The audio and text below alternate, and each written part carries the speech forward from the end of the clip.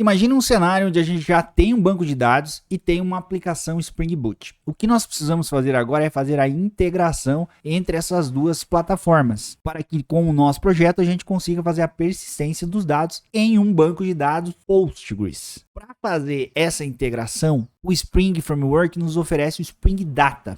Dentro do Spring Data nós temos um conjunto de funcionalidades que nos permite fazer a persistência de dados de forma rápida e simples. Para a utilização do Spring Data, nós precisamos fazer algumas etapas dentro do nosso projeto. A primeira etapa é adicionar as libs do próprio Spring Data e o driver do Postgres. No nosso caso, como a gente está trabalhando com Postgres, o driver do Postgres. Se fosse outro banco de dados, o driver de outro banco de dados. Para fazer a adição de novas libs, a gente vem até o nosso arquivo build.gradle e nesta parte dependências, nós vamos adicionar duas linhas de código. A primeira, essa implementation, org Spring Framework boot, Spring Boot Starter Data JPA. Esse é o Spring Data que vai trabalhar com JPA, que é o que nós queremos. Aqui já tem a versão dele também, que eu deixei para quando vocês forem fazer a implementação, vocês saberem qual é a versão específica para evitar problemas que possam acontecer ou pequenas diferenças de código que as versões têm. Além dessa linha do Spring Data JPA, foi também adicionada essa outra linha do Postgres. Nesta versão aqui, 42.7.3. Esta é a versão do driver, tá? Não é a versão do Postgres.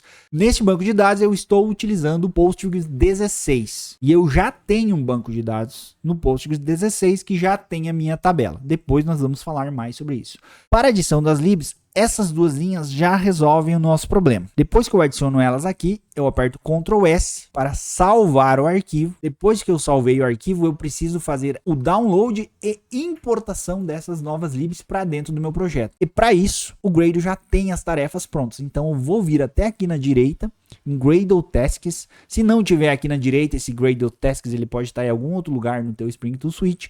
Ou você pode vir até em Window, Show View, e encontrar o Gradle Tasks aqui. Provavelmente você vai ter que vir em Other e pesquisar Gradle Tasks, mas ele vai aparecer em algum lugar da tua tela. Vir até o meu projeto, que no caso se chama Demo, ir até a pasta IDE e dentro dessa pasta existe uma tarefa chamada Eclipse. Esse Eclipse vai fazer a importação das libs e vai fazer a configuração do projeto com todas as libs que foram definidas aqui no meu build.gradle. Depois que ele concluir, aqui no console vai aparecer Build Successful. O Spring Tool Suite tem um bugzinho às vezes, então eu recomendo que você venha até o Package Explorer no teu projeto, clique com o botão direito, Build Path, Configure Build Path. Ele vai abrir essa tela aqui. Depois que ele abrir, você só aperta Apply and Close, que ele vai fazer a importação correta. Em alguns casos ele não faz a importação diretamente, ele não faz o refresh rápido, então você tem que fazer isso aí. Com as libs importadas, o próximo passo é fazer a configuração da conexão com o banco de dados. E essa configuração é feita lá no nosso arquivo application.properties.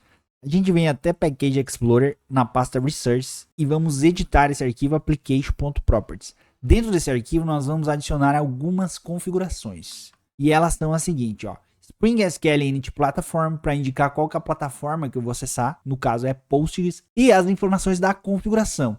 Primeiro, Spring Data Source.url, que é a URL JDBC do meu banco de dados. E neste caso está no localhost, na porta 5433, barra o nome do banco, que é o banco se chama exemplo. Logo abaixo eu tenho username, que é o nome do usuário do meu Postgres, que é Postgres, e o password, que é Postgres também, aqui já que é a minha base localhost.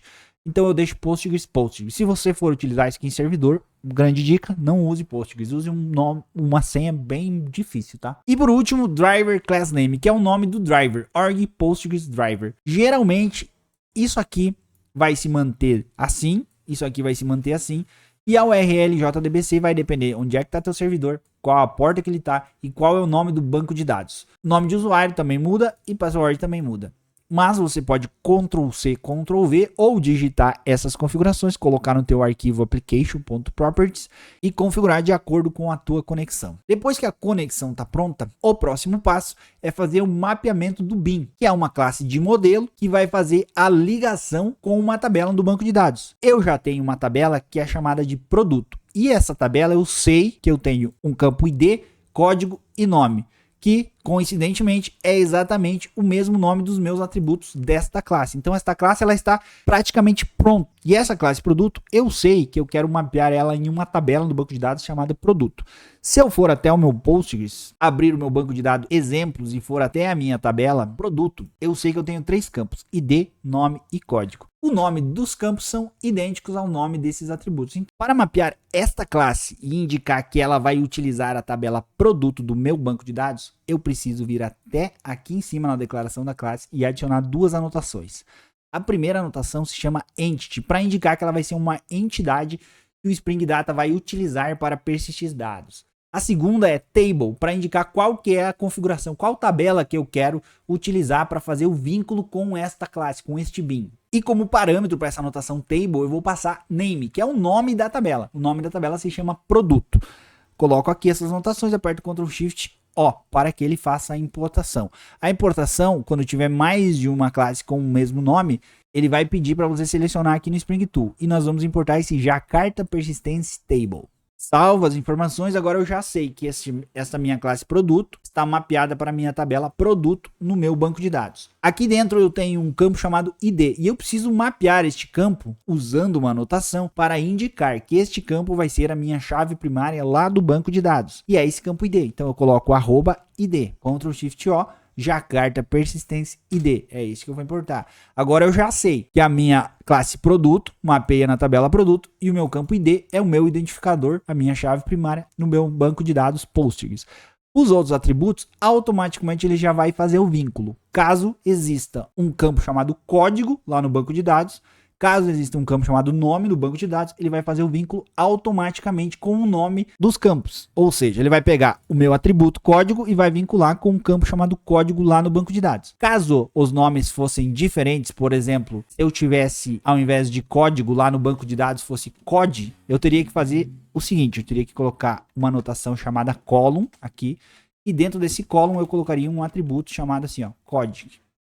Isso faria um mapeamento de um campo chamado code lá do banco de dados para o meu atributo código. Mas como é o mesmo nome, eu não preciso ter nada aqui. Apenas isso aqui já resolve. Bin mapeado. Agora eu já sei que o meu classe produto trabalha com a tabela produto. Depois que isso está feito, eu preciso criar uma maneira para que eu possa utilizar os serviços básicos do CRUD para a minha classe produto, que seriam salvar, listar, excluir, atualizar. O Spring Data nos oferece uma interface que já faz tudo isso para nós. E nós vamos utilizar ela agora, começando pela criação de um pacote. Então a gente vai vir aqui com o projeto dev.demo, clicar com o botão direito no package e vamos criar um pacote chamado repository.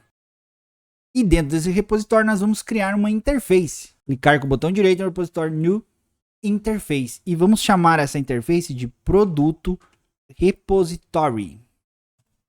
Essa interface vai servir para a gente fazer todo o CRUD com a tabela do banco de dados, toda a persistência, de forma simples e rápida. Para que isso seja possível, nós vamos precisar utilizar herança aqui. Nós vamos estender, então, espaço extends CRUD Repository. CRUD Repository é uma interface do Spring JTA que nos permite utilizar todos os serviços de CRUD. Para que isso funcione, nós precisamos passar 2 informações aqui. A primeira é qual é a classe mapeada no banco de dados, que no caso é produto.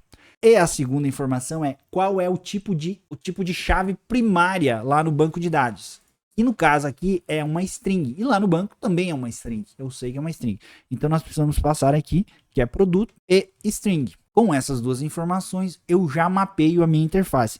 Ctrl Shift O para que ele faça a importação e Ctrl S para salvar. E apenas isso aqui, amigos, resolve todos os nossos problemas. Sempre que nós quisermos salvar no banco, listar, atualizar, nós podemos utilizar esse produto repository. E nós vamos fazer isso aqui agora, já que a gente já tem um controller e o nosso controller é ideal para a gente já trabalhar com isso. Em primeiro lugar, nós vamos declarar aqui em cima um objeto do tipo produto repository, que vai ter o nome de produto repository. Ctrl Shift O para importar o produto repository e agora a gente pode trabalhar dentro dos métodos com o produto repository.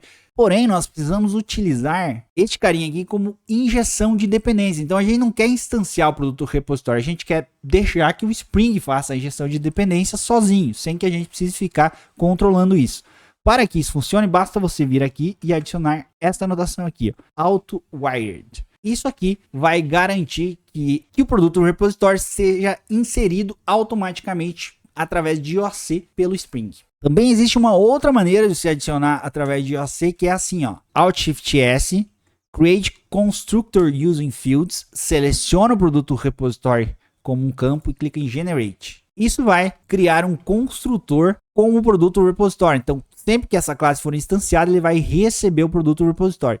Desse jeito aqui você não precisa ter o auto-wired, porque o Spring automaticamente, toda vez que ele instanciar o produto controller, ele vai adicionar esse produto repositório aqui. Em algumas versões do Spring, há necessidade de você colocar o auto-wired aqui também. É indicado fazer assim, porque quando você for fazer alguns testes automatizados, você pode passar no construtor da tua classe o objeto e não necessariamente vai depender de outras situações. Depois que a gente já fez a injeção do produto repositório na nossa classe, o que nós temos que fazer é alterar os métodos. Então tem um método lista que faz a listagem de todos os produtos. O que nós podemos fazer aqui, ó, é tirar essa declaração do new array list, tirar todas essas inserções e utilizar diretamente o produto repositório, para que vá lá no banco de dados e faça isso aqui, ó, find all. Esse método vai retornar todos os produtos para nós. Basta você fazer a execução e colocar um cast aqui para botar lista de produtos. Isso faz a listagem. O outro método chamado getMapping, que é aqui, é muito parecido. O que vai acontecer é produto repositório.findById. Já existe um método. E no final, ele não vai retornar um objeto produto, mas ele vai retornar um objeto chamado optional, que vai ser do tipo produto, ou que vai conter uma classe produto. Ctrl Shift O para importar, é Java Util Optional. E aqui nós vamos verificar se op.isPresent, se existir um conteúdo, o nosso produto vai ser igual a op.get. Esse método pega conteúdo do optional. O que nós precisamos fazer é diferente aqui. Vamos declarar o nosso produto aqui em cima e vamos remover tudo isso aqui. E aí no final ele vai retornar o produto. O que ele está fazendo é, primeiro nós estamos declarando um objeto produto, depois nós estamos indo lá no produto repositório pesquisando pelo identificador. Esse método retorna um objeto optional que contém um objeto dentro dele. Se no nosso optional tiver algum conteúdo, isPresent, ou seja, se tiver um produto, então o nosso objeto produto lá em cima vai receber o optional.get, retornando o conteúdo do optional. E no final nós vamos retornar o produto. Esse response.ok vai retornar um produto ou vai retornar nulo, caso não existir nenhum ID. Esse tratamento pode ser feito de outro jeito depois, é melhor que seja feito, mas por hora assim já vai funcionar. O método para adicionar é muito parecido também. Primeiro eu vou remover esse comentário aqui que não serve para nada. Basta a gente colocar aqui, ó, produto repository.save e passar para ele o produto. Isso já vai salvar o produto para nós. Esse produto também pode ser recebido como retorno, porque ele já traz com todas as atualizações que ele fez depois de salvar. Porém, é preciso ter mais uma coisa aqui. Como o ID é um campo obrigatório, nós também precisamos adicionar o ID aqui. E aqui a gente pode gerar um ID aleatório. Existe uma classe chamada UUID do Java que faz isso aqui, ó. Random id.toString. O que ele faz é receber os dados do formulário do produto, vai instanciar um produto, declarar um novo produto, vai passar um ID randômico para esse produto, vai adicionar o código que recebeu dos dados do formulário e vai adicionar o nome dos dados que recebeu do formulário. E depois vai usar o produto repositório para salvar o produto. Aqui embaixo, no atualiza, ele vai fazer praticamente a mesma coisa do que ele está fazendo aqui, ó. Só que ele não vai receber o ID e aqui em cima ele vai receber algo parecido com isso aqui, ó. Vou copiar tudo aqui do get, onde carrega, e vou colocar aqui, ó, desse jeito aqui, ó. Produto vai ser null. Se produto existir, o que ele vai fazer é receber o produto e atualizar as informações. No final ele vai salvar. E aqui embaixo ele simplesmente vai dar o OK. Aqui no delete, nós vamos fazer a mesma coisa que é o produto repositório.delete by ID, já que ele já tem um método pronto para fazer o delete by ID. Essas alterações já garantem que a gente vai salvar tudo em um repositório no banco de dados e não mais apenas na memória. Vamos executar isso aqui para ver se está funcionando. Vamos abrir o demo application, vim apertar F11 para que ele suba o servidor e vamos até o Postman para fazer o teste dos nossos serviços. Primeiro, vamos executar o get para ver se ele está fazendo a listagem. O get não está retornando nada porque provavelmente o nosso banco de dados está vazio. A gente vai fazer um post, então vamos adicionar um produto com o código 123 e o nome OPD Full Stack. Segundo informações, ele adicionou no banco de dados. Vamos executar o listar novamente para ver se ele está fazendo a lista. Listou OPD Full Stack.